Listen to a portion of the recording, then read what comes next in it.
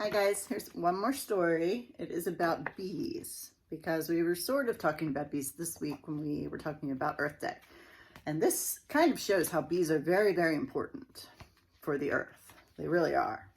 Even though we like to swat them away and keep them away from us because sometimes we're kind of scared they're going to sting us, they're very, very important. This is called the honey disaster. In this book, the bees can talk. Can bees really talk? No. This is just make-believe.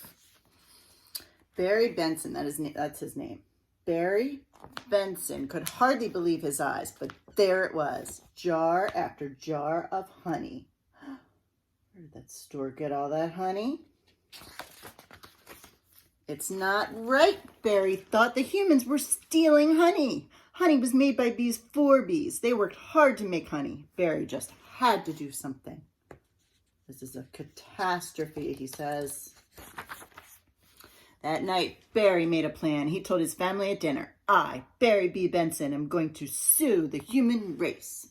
That means he's going to take him to court and say, that's not right. Give us back our honey. Make the judge, make him give it back.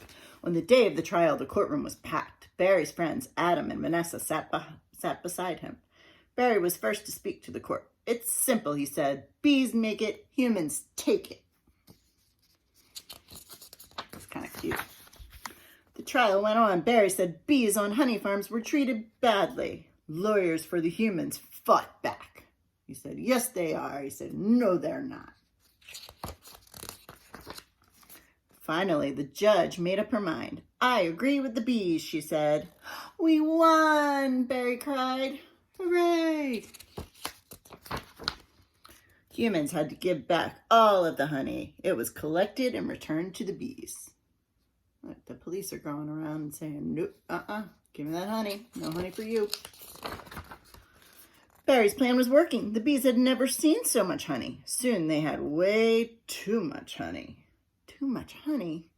The bees stopped making honey. Without work to fill their days, the bees felt useless.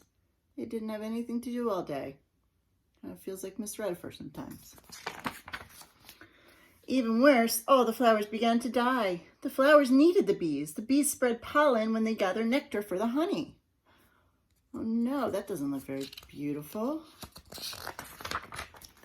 Oh no, Barry cried. His plan went wrong. Barry had to fix things fast. His friend Vanessa knew all about flowers. She could help. What are they going to do? Vanessa took Barry to a big parade. There were floats full of fresh flowers just ahead. Flowers are full of pollen. Wait a minute. Barry and Vanessa snuck onto a float and drove off. They had to get the fresh flowers home in a hurry. Ooh, we gotta hurry. When Barry and Vanessa got back, the bees went to work. They quickly spread pollen from the fresh flowers. In no time, flowers were blooming. Bees were buzzing. The bees are happy, and the flowers are blooming. And Barry B. Benson was busy thinking about his next big adventure. I wonder what it's going to be. There were a lot of bee words in that story. So the bees, they were sad when they didn't have anything to do. They had honey. They had too much honey.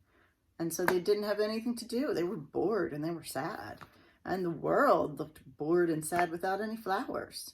So the bees are very, very important because they have to distribute. That means they have to take the pollen all along so that the flowers will bloom. We need the bees. Let's be nice to them. We don't want them stuck in our shirt, but we need them for the earth.